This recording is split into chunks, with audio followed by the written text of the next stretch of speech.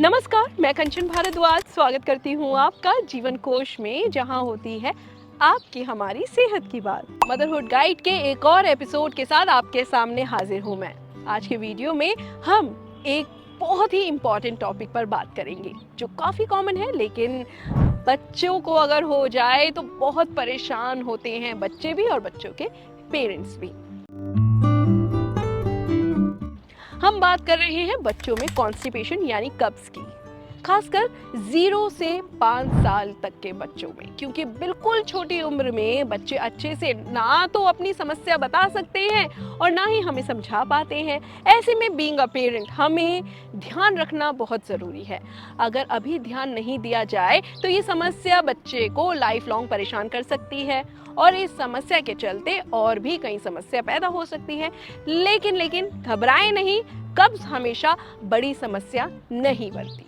तो चलिए समझते हैं क्यों ये समस्या बच्चों को हो जाती है, कैसे ठीक कर सकते हैं और कैसे बचाव कर सकते हैं। सबसे पहले बात करेंगे इन्फेंट्स यानी न्यू बॉर्न से 6 महीने तक की बच्चों की, क्योंकि इस उम्र में बच्चे सिर्फ और सिर्फ दूध पर होते हैं, फिर चाहे वो ब्रेस्ट मिल्क हो या फॉर्मूला मिल्क हो या फिर गाय या बकरी के दूध। अगर 6 महीने के बच्चे में कब्ज होती है तो आपको देखना है कि बच्चा दूध कौन सा पी रहा है, क्योंकि बच्चा सिर्फ दूध पी रहा होता है। ऐसे में बेबी के कॉन्स्टिपेशन का सबसे बड़ा कारण होता है दूध का प्रोटीन, यानी जो दूध आप बच्चे को दे रही हैं उसमें किस क्वालिटी का प्रोटीन है। बच्चे के गुड डाइजेशन के लिए रिस्पॉन्सिबल है दूध में मौजूद प्रोटीन, जो ब्रेस्ट मिल्क में अच्छी खासी अमाउंट में होता है, जो बच्चे के डाइजेशन को सही रखता है। ऐसे में अगर बच्चा माँ का दूध ना पीकर कोई और दूध पी रहा है तो कब्ज होना कॉमन समस्या है, क्योंकि उसमें वो प्रोटीन कम मात्रा में होता है। लेकिन कई बार ब्रेस्ट मिल्क पर होने पर भी बच्चे को कॉन्स्टिपेशन की समस्या हो जाती है, और ऐसा होता है बच्चे के इमैच्योर डाइजेस्टिव सिस्टम के वजह से। धीरे धीरे ब्रेस्ट मिल्क का हैबिचुअल होने पर बच्चा दूध का प्रोटीन पचाने लगता है और कब्ज की समस्या ठीक हो जाती है।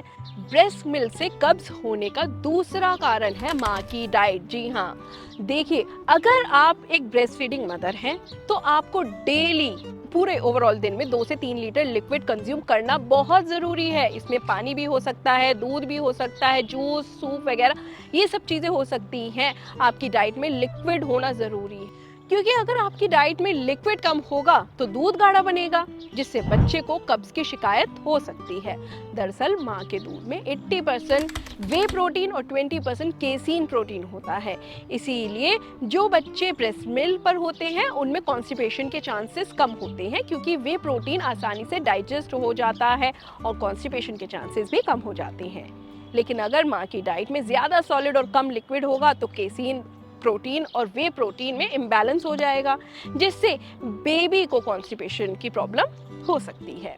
वहीं अगर बच्चा फॉर्मूला मिल्क ले रहा है और बच्चे को कॉन्स्टिपेशन हो रहा है तो आपको दोस्तों यहाँ पर हम बता रहे हैं कि अक्सर फॉर्मूला मिल्क वाले बच्चों को कॉन्स्टिपेशन की समस्या होती ही है, क्योंकि फॉर्मूला मिल्क ब्रेस्ट मिल्क के कंपैरिजन में ज़्यादा गाढ़ा होता है और इसमें केसीन प्रोटीन का रेशियो ज़्यादा होता है, जो कॉन्स्टिपेशन का कारण बन जाता है। ऐसे में जब भी आपको फॉर्मूला मिल्क देना हो तो ये इंश्योर करें कि उसमें 60% वे प्रोटीन और 40% केसीन प्रोटीन, मतलब एटलीस्ट इतना तो हो ही, क्योंकि जैसा कि हमने आपको पहले भी बताया है कि वे प्रोटीन दूध को इजी टू डाइजेस्ट बनाता है। इसलिए जो बच्चे माँ का दूध पीते हैं उनको कॉन्स्टिपेशन होने के चांसेस बेहद कम हो जाते हैं।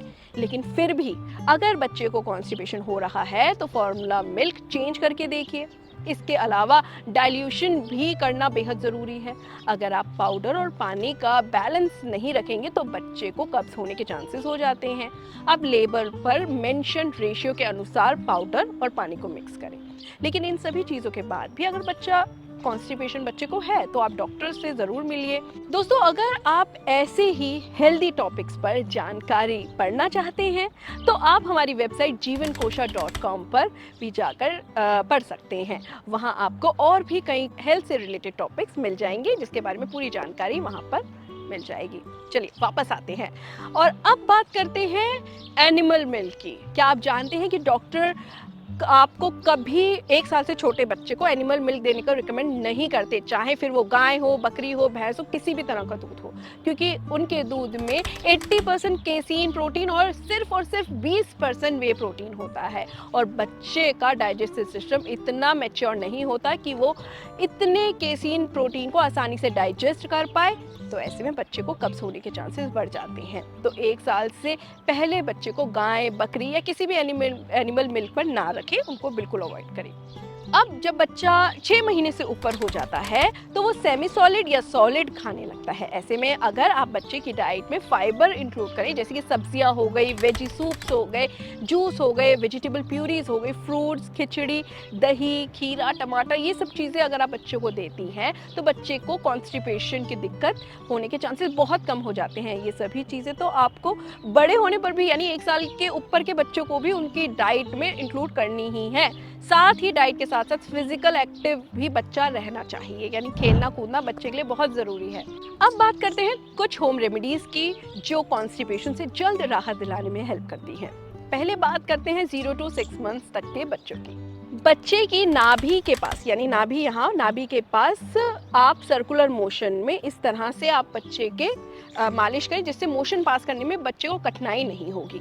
साथ ही बच्चे के पैर को मोड़कर हल्का साइकिल की तरह ऐसे ऐसे करके चलाएं, या पैरों को मोड़कर पेट की तरफ प्रेस करें, जिससे पेट पर प्रेशर बनता है और कब्ज से राहत मिलती है। बच्चे को हल्का गुनगुना पानी से नहलाएं। 4 से 5 सेकंड तक बच्चे को उसमें बैठाएं, पकड़कर बैठाएं, और ये प्रोसेस आपको 4 से 5 बार करना है। इससे बच्चे को कॉन्स्टिपेशन में राहत मिलेगी। अब बात करेंगे 1 साल से 5 साल तक के बच्चों की, यानी उससे ऊपर के भी बच्चों की हम बात करेंगे। सुबह जब आपके बच्चे का पेट खाली हो तो आप 1 गिलास गुनगुने दूध में 1 से 2 चम्मच शहद मिलाकर बच्चे को दें। 1 गिलास दूध में 1 से 2 अंजीर उबाल कर भी आप बच्चे को सोने से पहले दे सकते हैं, और अंजीर बच्चा चबा चबा कर खाए, उसको बोलें, और दूध तो पिए ही। 1 गिलास गर्म दूध में आधा चम्मच हल्दी पाउडर मिलाकर भी आप दे सकते हैं। दोस्तों, कॉन्स्टिपेशन की शिकायत हो तो पपीता और अमरूद ज़रूर खिलाएं। बहुत से लोग होते हैं अमरूद खाना अवॉइड करते हैं कॉन्स्टिपेशन, लेकिन अमरूद बहुत फ़ायदेमंद होता है। 1 कप हल्के गर्म पानी में 1 नींबू निचोड़कर पीने से आंतों में जमा हुआ जितना भी स्टूल होता है वो बाहर निकलने में काफ़ी हेल्प मिलती है। और हाँ, 5 से 6 मुनक्खों को दूध में उबाल लें, पहले मुनक्खा खाएं और फिर बाद में उसका दूध पिए। अलसी के बीज का चूरन भी बच्चे को फ़ायदा दे सकता है। आधा कप पानी में 10-12 किशमिश भिगोएं और फिर किशमिश मसल लें, और इसका पानी जो भी होगा वो बच्चे को आप दें। और भीगी हुई किशमिश तो बच्चा खा ही लेगा, बाकी इसका पानी बहुत फ़ायदेमंद है। दोस्तों, ½ टीस्पून ईसबगोल को थोड़े पानी में भिगोकर शाम में आप दे सकते हैं। दही या प्रोबायोटिक फूड दे सकते हैं। ये गट हेल्थ तो इम्प्रूव करेगा ही, साथ ही डाइजेशन भी ठीक करता है। 5 साल से ऊपर के बच्चों को डेली 1 चम्मच घी दूध में मिलाकर दे सकते हैं। एलोवेरा जूस या प्रून जूस हेल्पफुल इसमें साबित हो सकता है।